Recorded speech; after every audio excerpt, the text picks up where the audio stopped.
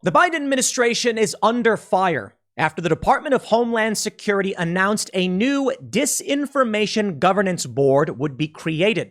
Many are likening this board to the Ministry of Truth from 1984. But after learning who is set to run this, a woman named Nina Jankowicz, many are now likening it to Harry Potter and likening this woman to Dolores Umbridge. If you get the reference, she was basically the lady that slapped the kids on the hand and told them what was true and what wasn't. And, well, this is because Nina is apparently a Harry Potter fan because she was in a band called the Moaning Myrtles or something, which is a reference to Harry Potter.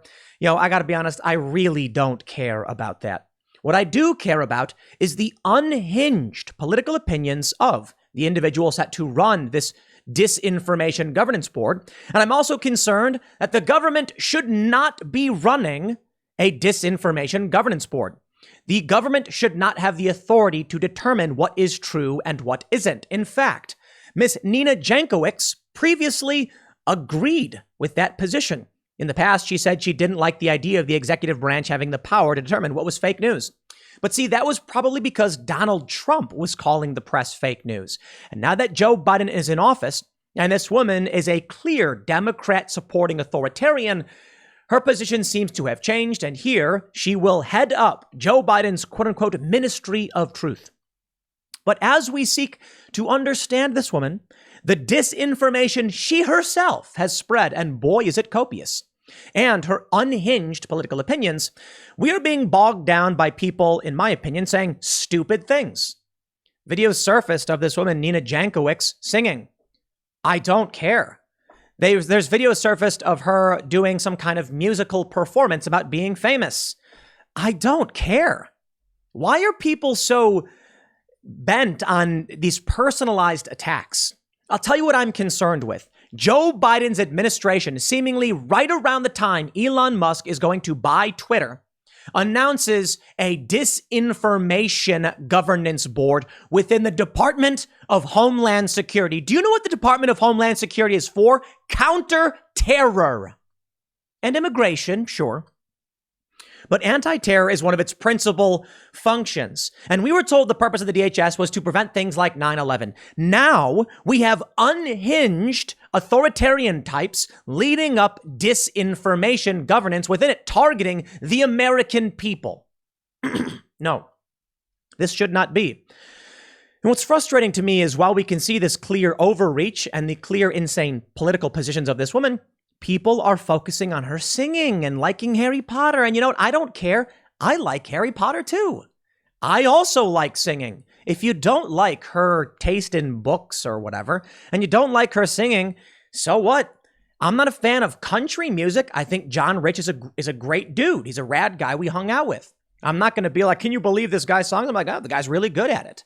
And he's a superstar. Shout out, John Rich. I'll also say this of Nina Jankowicz. Her singing is actually really good. But so what? There are a bunch of actors in Hollywood who I think are fantastic actors, but are outright insane. And there's no point in coming out and saying like, I think they're not cool. Cringe. What does that have to do with whether or not we will be free to make the art that we want, to report the news that needs to be reported, to challenge the authoritarian systems in the U.S. federal government?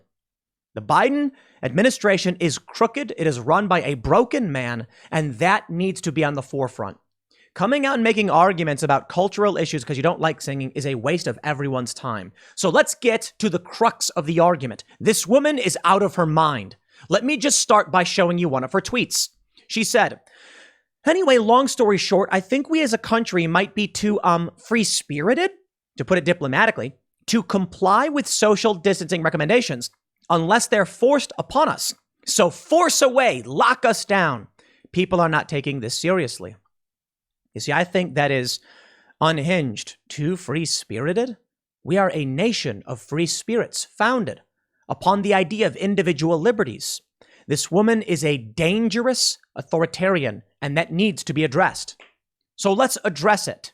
Before we get started, my friends, head over to timcast.com and become a member to help support the work that we do. If you like the videos I make, if you like the reporting our journalists are putting out, if you like our standards and our ethics, and you want access to exclusive segments from Timcast IRL, become a member now. we can use your support as we expand this operation and fund the mission to challenge authoritarianism and spread the ideas of personal responsibility and liberty. That being said, smash that like button, subscribe right now to this channel, share this video wherever you can. You never know when shadow banning will come to rear its ugly head. Let's get started to understand what is the Disinformation Governance Board, and then we can tackle who is this unhinged woman who is running it. Now, I have no problem calling her unhinged. It's a strong word. I am not saying it to be insulting. I think she is genuinely an unwell person. I think her political opinions are that of someone who is not well, who is unhinged. I mean that in the literal sense. I will absolutely defend her singing, her choice in art, and I think it's ridiculous and it pisses me off that people are making fun of her for her singing and doing musicals. I actually think that's pretty cool. Not that I'm a big fan of this kind of musical stuff, but come on, let's talk about politics here. There are tons of people out there who like things I think are stupid. I'm not a fan of Yu-Gi-Oh! Tons of people like playing Yu-Gi-Oh! Cards. I got no beef with Yu-Gi-Oh! Players. Some people like to ride scooters. I prefer skateboarding and inline, but some people don't like inline. I've mostly been skateboarding my whole life, but I learned this at a young age, man. Live and let live. People will find joy where they find it. And I'm not going to make fun of someone because they want to sing a song or ride a scooter or anything like that. I will sit back and say, you got the skills to pay the bills. That's cool. I respect when people engage or are in certain practices or talented. What I don't respect is the insanity that is the political space we are dealing with today. You want to go ride a scooter around, do a backflip? Yo, impressive stuff. I've seen people on scooters do backflips on flat ground. Like, legit crazy. Now, if that person got off the scooter and started saying the government should determine what's true, I'd be like, you're nuts. Cool backflip, though. Here's the story from Fox News. First, Homeland Security Secretary Alejandro Mayorkas testified Wednesday that the Department of Homeland Security is creating a disinformation governance board to combat misinformation ahead of the 2022 midterms. Mayorkas appeared before the House Appropriations Subcommittee to discuss the fiscal 2023 budget for the Department of Homeland Security. Rep. Lauren Underwood, a Democrat from Illinois, cited reports on how minority communities are being targeted in misinformation campaigns and asked Mayorkas what DHS will do to address it. Mayorkas said a disinformation governance board had recently been created and will be led by Undersecretary for Policy Rob Silver's co-chair with Principal Deputy General Counsel Jennifer Gaskill. The goal is to bring the resources of DHS together to address this threat. Fox News has reached out to DHS seeking more information on the Disinformation Governance Board. Hours later, Politico reported that Nina Jankowicz, who previously served as a disinformation fellow at the Wilson Center, will head the board as executive director. Now, this is a bit confusing because they do say it will be led by Undersecretary Rob Silvers and General Counsel Jennifer Gaskill, but the executive director will be Nina Jankowicz, who tweeted, "Cat's out of the bag. Here's what I've been up to the past 2 months and why I've been a bit quiet on here. Honored to be serving in the Biden administration, DHS Gov, and helping shape our counter-disinformation efforts. The reason this is so alarming is, for one, whether or not Nina Jankowicz is unhinged is immaterial to this point now, in that the government should not be in the process, should not be in the space, should not be in any way involved in determining what is true or false. That is up to the people to decide. Now, certainly they can hold their opinions within government. I'm not saying they shouldn't, but to come out and say, we are going to have a disinformation governance board, nah. The news of the Disinformation Governance Board comes 2 days after Tesla CEO Elon Musk secured a deal for Twitter that we understand. Now, the first thing I want to point to before we get into the disinformation spread by this woman herself, I'd like to show you what the U.S. Department of Homeland Security is for. It began, according to Wikipedia, DHS began operations in 2003. Formed as a result of the Homeland Security Act of 2002 in response to 9/11. Interesting. And what is the purpose of it? Its stated missions involve anti-terror, border security, immigration and customs, cybersecurity, and disaster prevention and management. Why is the DHS involved in truth? You want to call it cybersecurity? That's probably their angle. But Russia is sowing disinformation. So what? Then you need a better media apparatus. How about this, U.S. government? You can provide grants to independent news organizations. It should be blind, or it should be headed up by an independent council to make sure it's not partisan. That, I believe, would be legal, though I'm still not a big fan of that necessarily. Still would be legal. I think ultimately, if people are spreading disinformation, we need better journalism. Now, let's get into what this woman believes, and then we'll talk about we'll talk about some of the things that this woman has spread, the disinformation. Let me go back to this tweet about her thinking Americans are too free-spirited. We have a tweet following up on this from Christina Pushaw of Ron DeSantis' administration.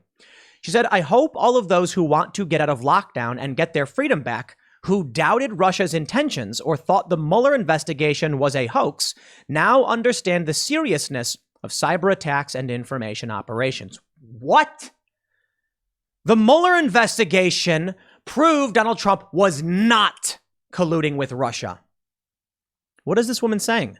Does she genuinely believe that Donald Trump is a Russian agent? Many people still do. Many people still do. Truly amazing. Let's take a look at Disinformation head Nina Jankowicz addresses Hunter Biden laptop remarks. Let's talk about the disinformation that she spread. First, here is a tweet that everybody is sharing. Or is it not popping up in this? All right, well. She said, quote, back on the laptop from hell. Apparently, Biden notes 50 former NatSec officials and 5 former CIA heads that believe the laptop is a Russian influence op, Jankowicz said. Now is in reference to the Hunter Biden laptop story, which we know is true. Trump says Russia, Russia, Russia. On Wednesday, Jankowicz retweeted, saying, for those who believe this tweet is a key to all my views, it is simply a direct quote from both candidates during the final presidential debate. If you look at my timeline, you will see I was live tweeting that evening. Totally fine. I have no issue with that. However, the argument from people like Jankowicz, I'm not saying it's putting the words in her mouth, but the left typically says that you are amplifying disinformation. There was one point where I tweeted that a conspiracy theory was false, and the media wrote that I had pushed the conspiracy theory. When I challenged this, they said, well, because you quote tweeted it, you were actually amplifying it. So we think we have the legal justification to write that you pushed a conspiracy theory. And I was like, yo, I was debunking it. My opinion was the same as yours. And their response was nothing. They don't care. They lie. So no, you don't get to come out and say, I was just quoting someone, while the entirety of the corporate press says quoting someone is pushing lies. But you know what? The corporate press is wrong to do that. And I will give her this one. That is what Biden was saying. And it's fair to quote Biden saying it. If a conservative tweeted this, they would not be accusing, a conservative would not look at a conservative who tweeted that and say, they're spreading conspiracies, and they believed it. No, they'd be like, yeah, Biden did say that. The problem is, this woman is disingenuous. In a story from Fox News, Biden's disinformation director referred to Hunter's laptop as a Trump campaign product. One Republican senator referred to Jankowicz as a leftist radical. I don't care about calling her a leftist radical. She is unhinged. Call her unhinged. She repeated fake news, and now she's trying to say that she didn't believe Joe Biden when she did. In 2020, she referred to Hunter Biden's laptop story as a Trump campaign product. No. It was a real story. Someone released it, somebody found it, whatever, but it was a real story. Hunter Biden, for whatever reason, must have left that laptop at a repair store, so saith the guy who had it. Somebody found it. The laptop was real. The information has been confirmed, and even in the New York Times says that it's true. So who is this woman to now come out, having said this, to act like it wasn't true? Let's take a look at some of the other things she said. Hans Monk tweeted, she's a complete lunatic. Let's take a look at some of her tweets. Excuse me. She tweeted, I went for a hike today, and it has turned me into a lockdown evangelist. I left home early, planned to stay at least 6 feet from other humans, and for about 75% of the trail managed to do just that, until all the late risers made it to the park. Here's what I saw. This tweet from the beginning of the pandemic shows how zealous she was. Okay, let's call that a negative. Not the apocalypse. A lot of people believe this, but let's move on. Here's another tweet. Oh no, anti-lockdown protesters now spreading to UK. Poster below tries to get around AI detection by spacing out freedom movement adding photos with event details to an album rather than creating separate events. She opposes freedom. She said that much. In another tweet, she said, I hope all of those who want to get out of lockdown and get their freedom back who doubted Russia's intentions. This we read already. And in the last tweet, imagine all the deaths that could have been avoided if they had done the same with mask wearing in March and April. She believed and pushed much disinformation. Here's my favorite. Shuan Head said, oh no, she's one of these. She said there is absolutely no way that 99.9% of Bernie Sanders followers are all authentic users. Oh, man. She's one of these. Nailed it, Shu. She is one of these. Oh, no. She said, what's crazy is that the shares of some of the rabid Bernie bros and Trumpsters in my feeds now make a lot more sense in retrospect. This woman must be criticized for her unhinged beliefs. She should not be the executive director of one of these organizations. Now, in a tweet from Jack Posobiec, breaking, Nina Jankowicz said in 2020 that the executive branch shouldn't have the power to determine what is fake news. Let's hear what she has to say. Imagine that, you know, with President Trump right now calling all of these news organizations that have inconvenient for him stories that they're getting out there, that he's calling fake news and now lashing out at platforms. I would never want to see our executive branch have that sort of power. And that's why, you know, the legislative process with our duly elected officials is really important, that sort of consultative rulemaking process. And we can't just govern by executive order anymore. Okay, she says that she would not want to see the executive branch have that power to determine who is fake news. Now, maybe she'll try and play a game where she's like, I meant he shouldn't call news organizations fake news, and we certainly aren't going to do that. But of course they are. Because she believed the Hunter Biden laptop story was from the Trump campaign or a product of the Trump campaign, whatever that means. I'm sure she'll be like, no, I meant figuratively. Sure. Well, I can't make that assumption. Okay, that's disinformation. She spread disinformation. And the New York Post was censored on Twitter and Facebook, one of the oldest newspapers in the country. I think the oldest, actually, right? Was censored. And it was true. That needs to be called out. I would like to show you, as she continues, there's one final thing she says I want you to hear.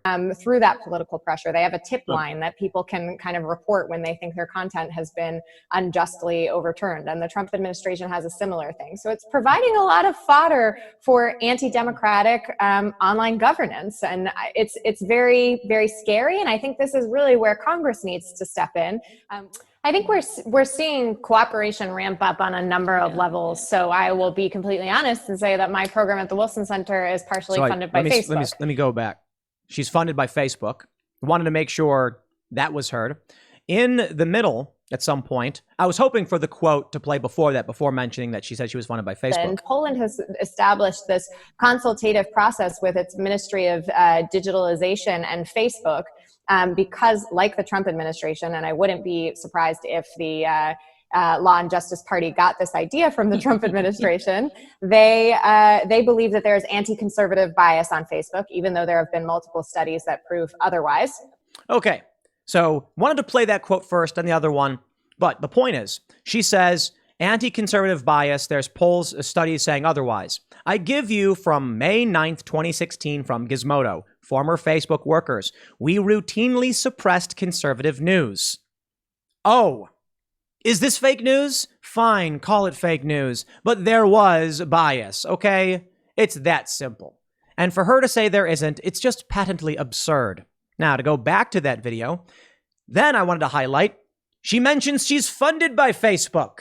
So, of course, it's in her interest to deny a story that makes Facebook look bad. Now she's going to be working in the government. Great. Several people have spoken out against the Ministry of Truth. But I want to do something first. I want to show you this tweet from Jack Posobiec. Jack, not a fan of this tweet. Actually, Jack's a cool dude. Have him on the show all the time. Respect Jack. I think he does a pretty good job. But I do not agree with him posting this video. He wrote, I saw it, so you have to see it.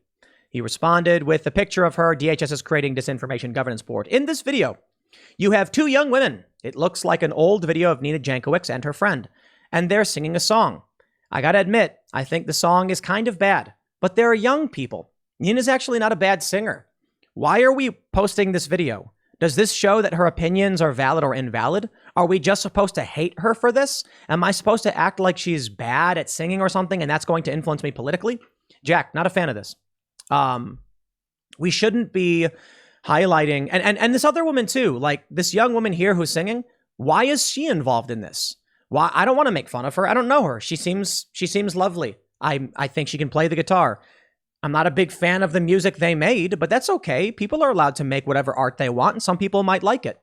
I think we lose political points. We lose the argument when we deflect onto things like this. Let young people in college be young people in college singing their songs.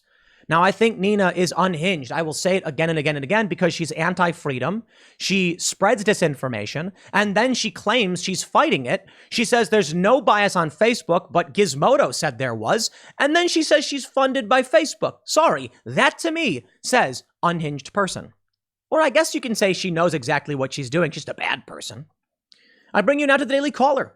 Daily Caller, not a fan. Daily Caller posted this.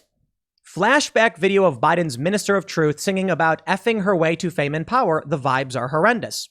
Okay, let me play a little bit of this song for you. You may not like it, but I'm going to play a little bit. I tried being nice. I even tried pretending I was listening once or twice. But the really big stars, they made it without it. Was Betty Davis pleasant? Well, I seriously doubt it, but she was rich. Everyone adored her and the world was at her feet, but she was a bitch. It's true. It's obvious that I have gotten... Am I supposed to be mad at her? Am I supposed to hate her? Am I supposed to cringe at this and think, what an awful person or whatever? This one really bothers me a lot. You know, I sit here and I read the news all day and I hear about injustice. I hear about authoritarians. I hear about evil, amoral people. And I watch all day on Twitter as they lie. There's people like Taylor Lorenz of the Washington Post, doxes, libs of TikTok. These people play dirty to gain power. I want to oppose that. I want people to pursue happiness. I want them to live justly. I want there to be justice. I want to challenge those who are destroying the fabric of this great nation, because this great nation has brought about more civil rights than any other country in history. I mean, not the first to end slavery. We did. One of the first to grant rights to the LGBTQ community, and we continue to expand, even though there is a constant battle and a culture war. Why are we talking about this woman singing? You know, people are laughing in this video. They're enjoying her song. She's clearly doing a bit. I think she's a good singer. She's clearly got great vocal control. I'm not a fan of the musical style stuff, but whatever. Why waste our time with this? So for this, I will say, I will defend Nina and give her respect for her choice in art, for her confidence to stand up and sing. And I think it's silly to make fun of her for being in college singing a song that you don't like. I think we should be showing the videos of her doing weirder, creepier things. Let me see. Here's one. Clay Travis highlights this video. This video is warranted, in my opinion, to mock. Clay Travis says, this is the new Biden administration head of Ministry of Truth, Nina Jankowicz. Let me play this video for you. And I'm sorry, but this one, I think we have to make fun of, and you're going to be unhappy hearing it. Here we go. Is really quite ferocious. It's when a huckster takes some lies and makes them sound precocious by saying them in Congress or a mainstream outlet. So disinformation's origins are slightly less atrocious. It's how you hide a little lie. Okay, I'm going to stop it right there because that is just plain awful. Look, if you want to do a musical number where you wrote a song and it's not good, my response will be like, hey man, keep it up. If I see someone who's young in college or high school and they're playing a song and it's not good, I'll give them pointers and say, keep at it, man. Keep going for it. If I see a woman and she's in a club and she's doing a musical bit and singing, I'll be like, cool. You know, takes confidence to get up there and sing that song. You don't got to like it, whatever, respect. When I see her then do a musical number of like Mary Poppins or whatever, and she's singing about politics and disinformation, but is also someone who spreads that disinformation, you have shattered the cringeometer. The cringeometer has spiked so hard, the bell has burst from the carnival game, the hammer drop, and it's now launched into the air. And I gotta say, yo, truly a cringe that is pain-inducing. Yeah, that's cringe. The look on her face, I mean, it's just cringe. Do not sing these weird things like, you know what I see when I see this? This woman clearly is a follower with no real understanding of what's going on and just believes. She's one of these people where the government says, the sky is green. And she goes, the sky is green, everyone. Let me sing you a song. The sky is green. The sky is green. It's like, dude, look up. The sky is not green. They lied. That's exactly what she is.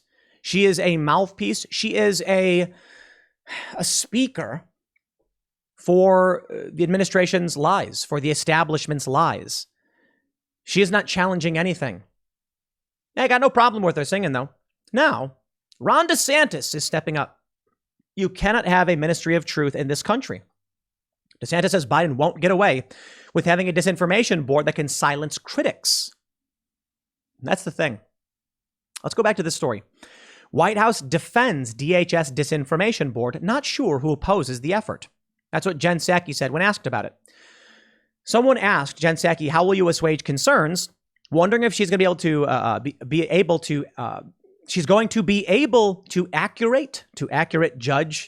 accurate judge of misinformation.